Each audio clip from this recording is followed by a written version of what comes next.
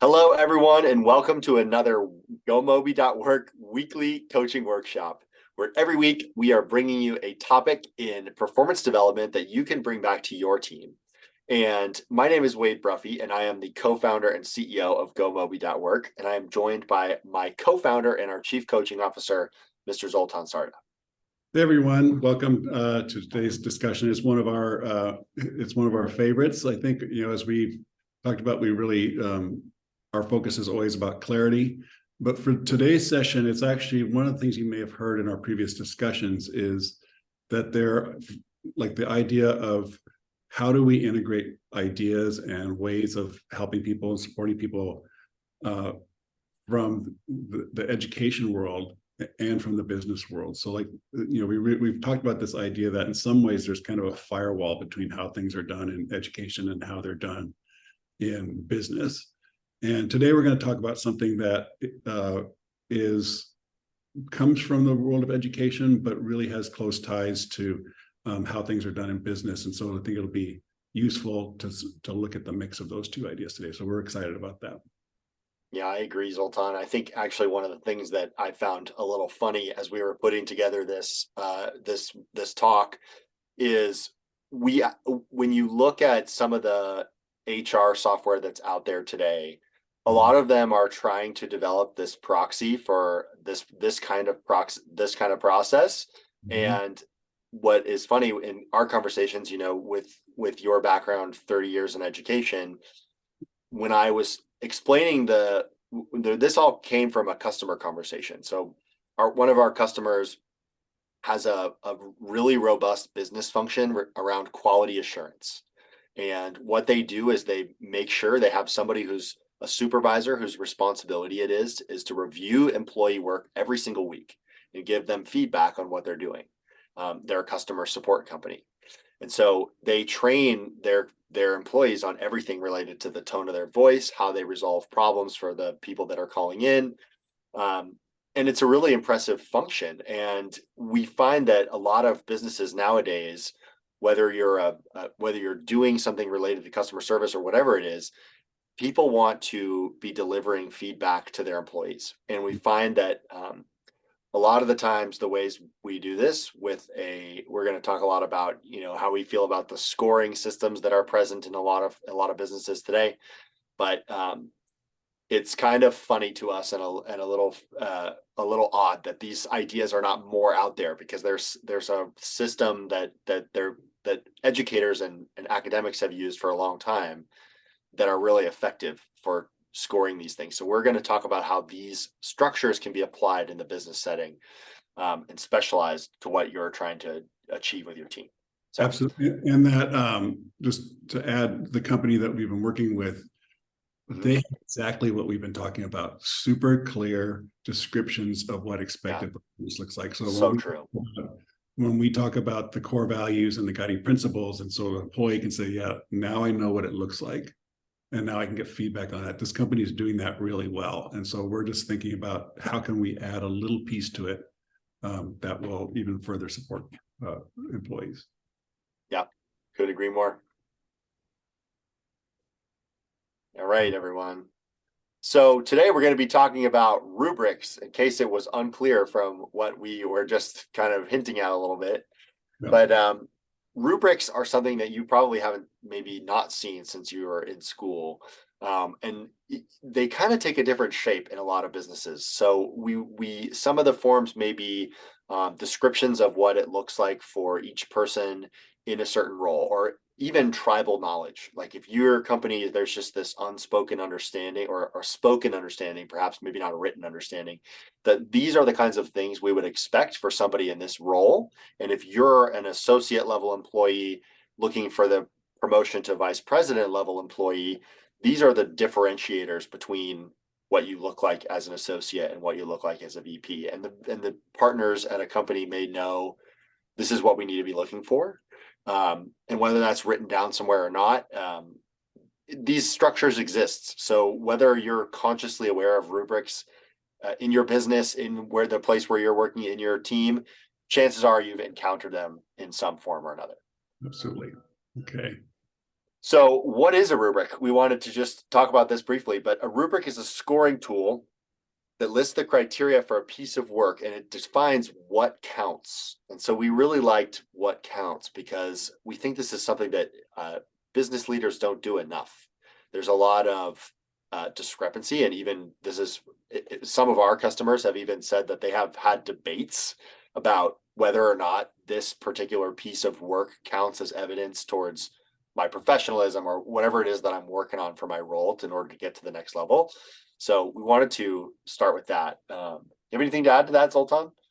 No, I think you got it. But again, as we said, that I think the expression "what counts" really is what we're getting at. So we have all these. We've talked about our guiding principles. Really, those are the things. Those are the things that count, right? And those are the things that we should be paying attention to, and those are the things that we should be assessing. Right on.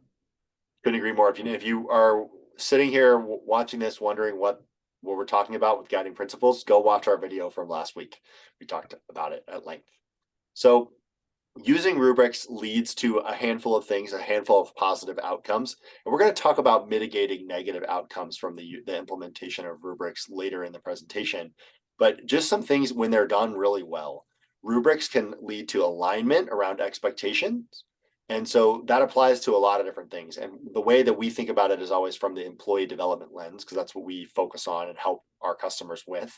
So there's always expectations for what skills an employee will have or what kind of knowledge that they gain while during the course of their work. Rubrics can help us define what those things look like and what direction people need to go, which is actually the next thing. So when we have a really effective rubric, what we see is that people are actually able, when they know what to strive for, it's easier for them to keep that in the front of their mind as they're going through their tasks for the day. So it's actually making people more effective at moving towards their goals. And over time, it will improve the actual process of goal setting because you have a more clear idea of the direction that you're going. And that's at the individual level and at the team level. And when we see it happen, when these two things line up, it's really amazing what can be achieved. Yeah. And we've also heard like this idea of around ownership of my development as an employee. It's also increases the amount of responsibility somebody takes for their own, for their own learning, which is something we all want, right? We want people to be like taking the lead on this, but also being super responsible about it. Mm-hmm.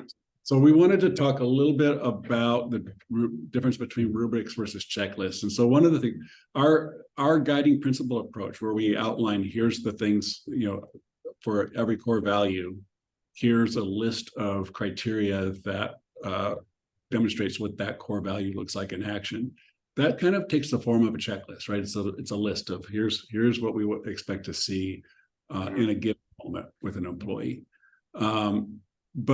And so the checklist is really good for, I'm going to go in, I'm going to see this is where the person is at this point in time in their development.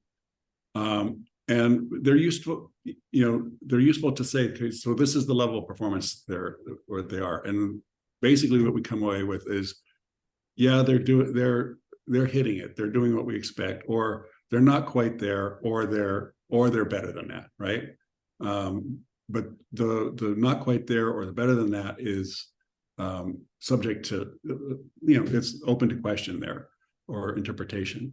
And so a rubric does the same thing. It outlines that specific criteria, but it has this concept of over time. So like here, I can see where I am now, I can see where I came from, and I can see where I'm going to. And that adds a dimension where, it allows an employee to say, okay, so now here's where I am, and here's the things I need to work on, and here's what my next phase of development looks like. And that's really important for having that in the conversation over time. And then they also provide, for each level of performance, there's different descriptions of what that looks like.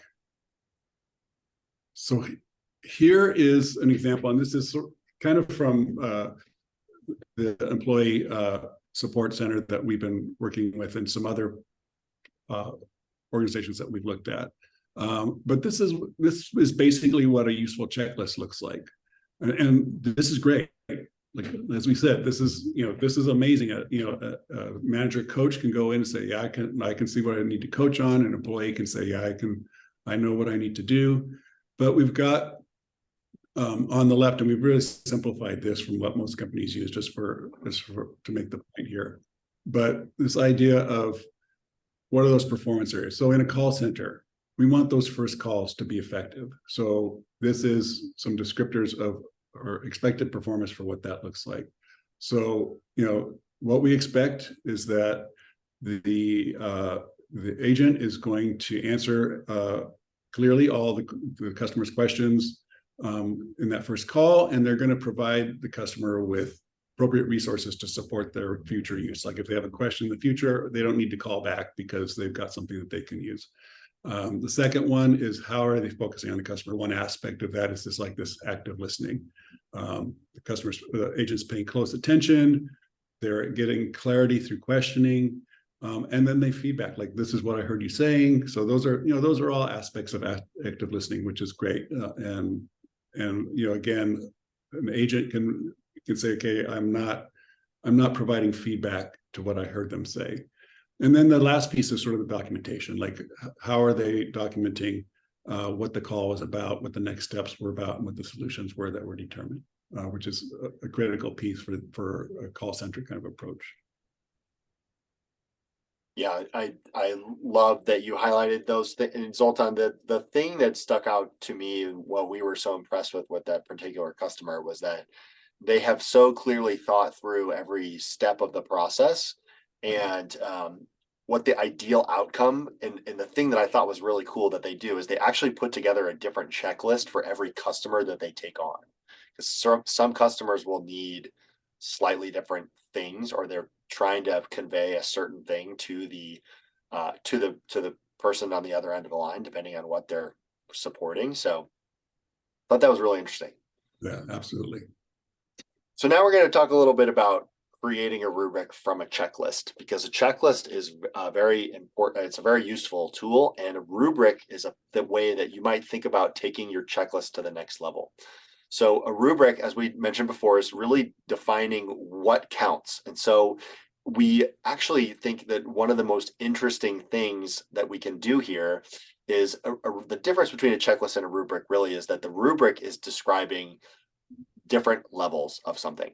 So here we have a rubric that we designed based on what you saw on the checklist. You can see that the checklist is there in the middle, but we also have two different descriptions. So we have descriptions of what maybe would be the preset of skills. So what we are, if we're not quite to the applying level, which you see there in the middle, which is on the checklist, we're going to work on developing a description of what developing skill in this area looks like. So on the other side, if this is exceptional, like, we have to define also what somebody who is extending these skills looks like. So maybe it's above and beyond the applying in general and just checking the box.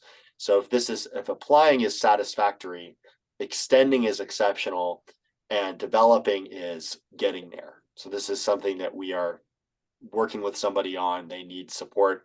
This is where we might rank a new employee on their first day. They've never done this work. They'll likely be developing.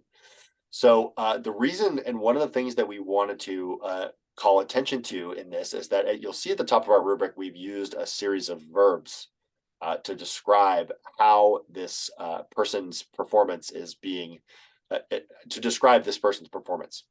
So the reason we chose developing, applying, and extending, 3 verbs instead of 1, 2, or 3 is because the verb itself actually helps somebody understand what is going on at the skill development level. So it takes that ranking out of the picture, which can have a lot of emotions associated with it. It can have a lot of it cannot always be the most, for some employees, I'm sure people like to be scored sometimes. They think like that. But as a general rule, to think about it as an area of skill that I'm actually developing, and thinking about how I'm moving from stage to stage, is actually more helpful in prompting the actual action of thinking about how can I do better at this versus like, oh, I'm just trying to improve my score, which is very arbitrary. So it's actually doing that growth mindset. Absolutely. It's sort of like, in schools when you get an A or a B or a C, it's kind of like, I got a B. I don't quite know why, but I'm working on getting an A. It's like,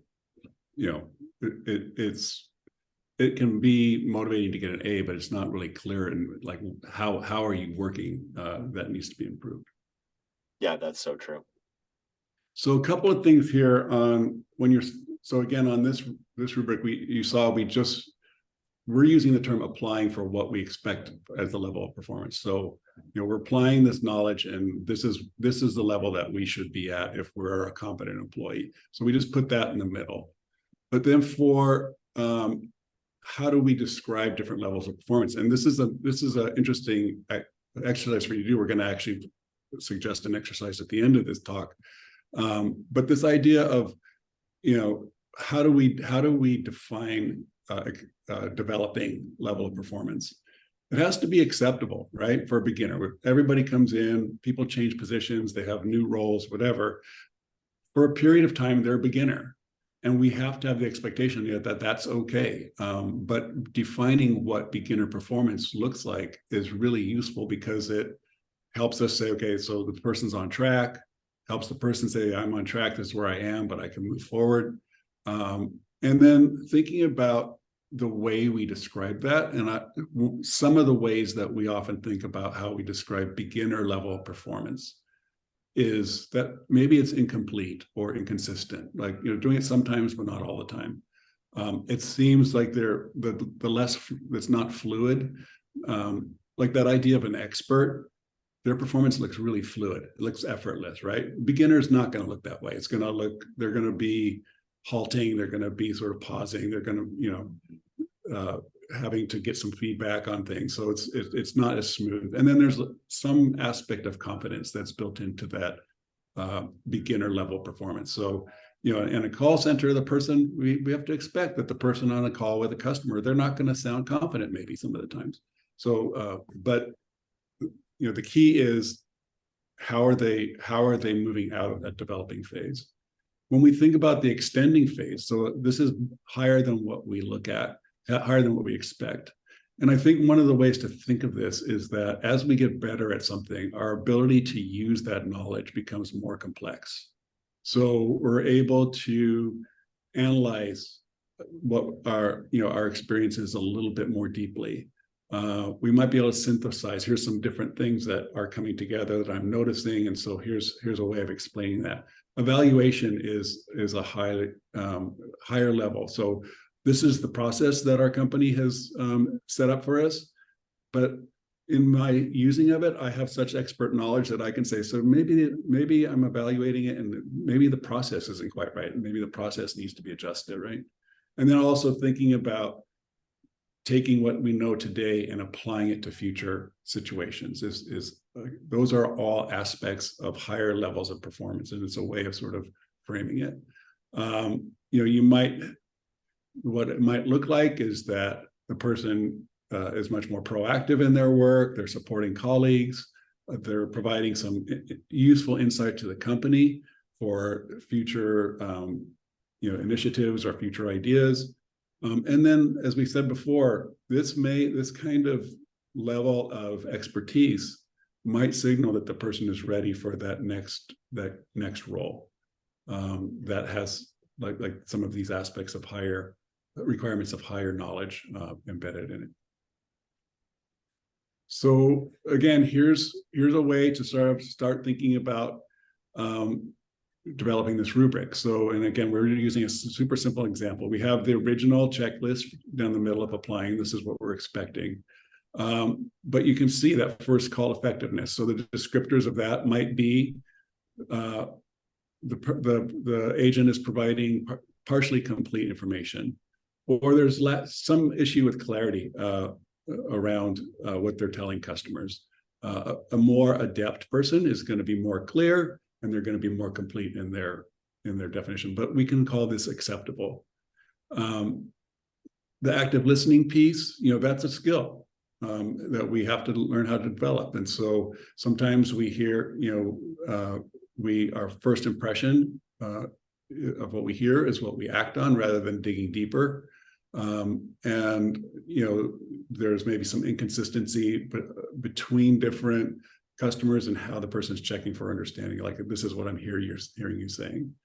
And then the last piece of that, documenting customer calls, it might be incomplete or vague, and some of those details might not be very useful for the company to think about future needs for the company.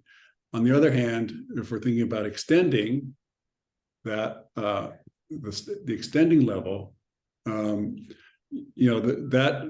that agent now has enough experience and enough knowledge that they're tracking things that are happening. They're making connections across calls. They might be able to say, hey, we're getting calls. We're currently getting calls on this problem, and so just be ready for that. Here's some things you can say, when if you get this kind of call. That focusing on the customer, active listening is a core strategy and a core practice. But a really adept person, that customer is going to feel like they really got connected with, that the person really understood their problem, built a good relationship in a short amount of time, and super empathetic to the person. So this is like a higher level of focus on the customer. And then that last piece on the documenting customer calls, a higher level of performance, that extending level of performance might be that, the way they record notes is going to bring those insights that they have about what they're seeing into the notes. And those can be useful for the company's next initiatives or product development or protocols or that kind of thing. So again, taking that higher level of sort of complex thinking into those notes, and you might see that in what those notes look like. Yeah, absolutely. And if you're watching this now and just think about the level of clarity that this creates for the employee as well. Like the person who is reading this rubric is clearly going to understand these are the things that I can do to get ahead. Okay. And when we have that information, we tend to act on it. And if there are people in your organization that are inclined to do so, you can trust that if they know what to do and they want to get ahead, they're going to do it. Yeah. And it's also normalizing the beginner, right? Totally. We're all a beginner, but sometimes it's like, oh, how terrible am I at this? Am I going to get fired? But it's like, okay, so this is what my performance looked like, but I got to move over to this middle column here at some point.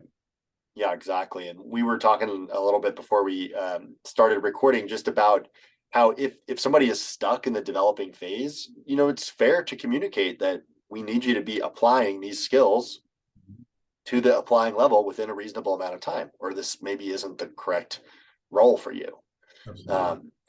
So that's a piece of it too. And so one of the ways that we would recommend that you do this is through a performance map. And so by highlighting the different sections of the rubric, you can see that where people line up. And so we are developing a visual representation of this for GoMobi.work, and how that'll look is something like a pie chart where all the different segments are filled up based on somebody's where they are in certain skills. So that's what we would recommend that you try to do is look at it. And if it's just in this graphical format here in a table, which you could create in sheets, and update manually as you're going along. This is something that you could do to create a representation of where different people are at on your team and what skill areas matter most in their role. So this is something that we think is a really powerful tool as a leader and as a team who's trying to get better at things, just to have this representation and understand where everybody is coming in is super, super valuable. Absolutely. And then the concept is that we want these highlights to be moving to the right.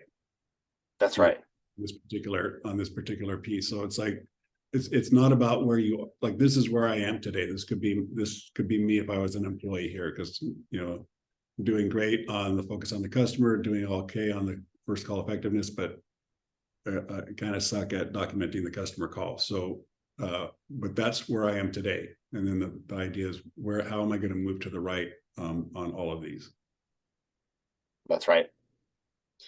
So we have a handful of thoughts for you to consider as you are thinking about what we've been speaking about and thinking about how this might apply to your organization. And we want to make sure that one of the things that we address with this rubric is that, and a problem that we see with the traditional, a lot of companies will use a 1 through 4 scoring system during a performance review cycle. And the issue that we see with that is that typically the person who's rated the 4 has the definition of that is that they've demonstrated some considerable or outsized contribution to the business's success overall across the entire company. And that is certainly something that you want to consider in compensation, in recognition, and many other processes throughout the business, because people who are creating an outsized impact, you want to keep those people around, you're going to have to make sure you do something to do that. However, one of the things that is an issue is that there are differences in opportunity to make a contribution as such. So if only the people who are able to get in front of the right customer because they're the strategic accounts person, that is a challenge, because we don't always have equal opportunity to be excellent within the organization and to contribute something outsized, and that's okay. So what we're saying, and as you're developing your rubric, think about a way that is where everybody can be measured on their own playing field. So the relative comparison is important for certain things, but for performance management, it's really only it's okay maybe to measure against what you would expect, like as you're extending skill, but you don't necessarily want to compare the person who's been in the job for a year to the person who's been in the job for 30. So that's something to think about there. Yeah, and I think one of those examples of that is like, we often tap certain people in an organization for insights about future protocols, future products, that kind of thing. But then the question becomes, are we giving that opportunity to other people so they can, because they might have that capacity, but if we're never putting them in that position, they're not going to demonstrate it. So it's not going to show up on any rubric that you create. That's exactly right. Scorecard or anything. Yeah. And even and by developing the rubric, I think that's a really interesting point, Z, because what you will do by creating the rubric is give people permission to speak up. I mean, and I know so many companies that we work with are always saying we want people to be self-starters. We want people to just come forward with the ideas and fix their own things. I mean, we hear that every week. And we think it's super, super important, and we drive towards that always. The way to do that is to create clarity and to continually have these micro moments. We have a guest coming on next week who I'm stealing that word from, this micro moment of proving that we are the type of place where you can bring forward an idea and solve your own problem. But you have to have that as part of your culture. And one of the ways that you can do that is to prompt people to do that by telling them, this is what excellence look like. If you can do this, we will recognize it and move you to the right along the rubric. That's one of the ways that you can help people do that and create that culture, because those are the micro moments that count. Yeah, absolutely.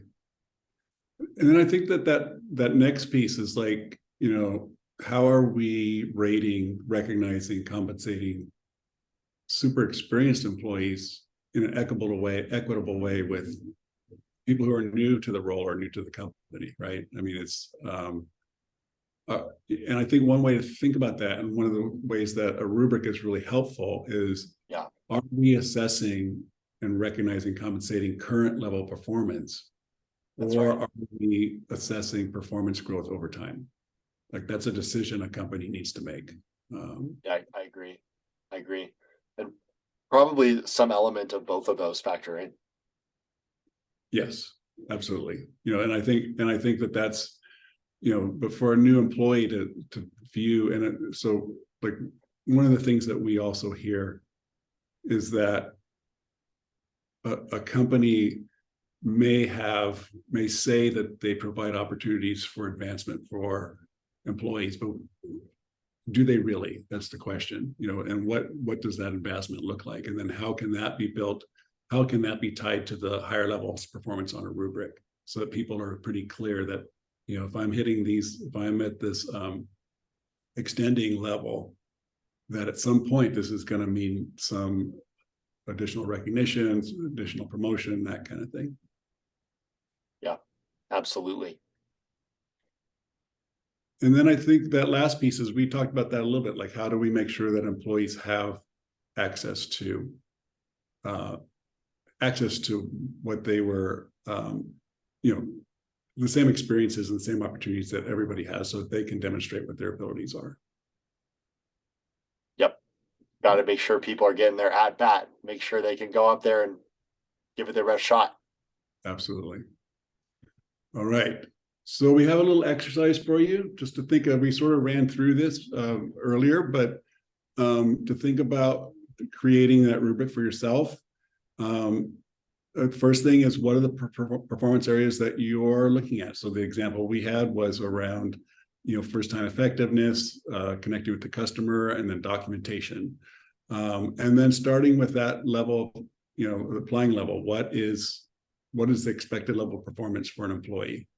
And so again, some of those adjectives that go with that is the person, what they're doing is pretty clear. They're pretty complete and accurate, consistent. Those are the kind of descriptors. Again, going into the developing level criteria, as we talked about, those descriptors, the adjectives, could be vague, partial, inconsistent, incomplete. But again, we're looking at those at a level that we can tolerate for a period of time while the person is developing. And then that extending level criteria, those adjectives are much more about sort of the complexity of their knowledge and skill. So, highly effective, insightful, complex thinking, analysis, synthesis, those kinds of things. And so thinking about how do we differentiate each level by what the descriptors are, I think is a key exercise to do here. Yeah. So if you have a great experience with this, or if you have a hard time with it, we'd love to hear from you. We always make ourselves available to go over these exercises with anybody who's watching this. So please don't hesitate to reach out to us on wherever you found this video, whether it's on LinkedIn or somewhere else on the internet.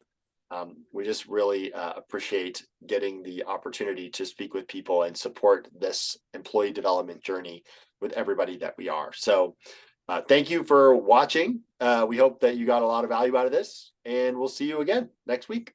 Thanks, everybody. See you next week.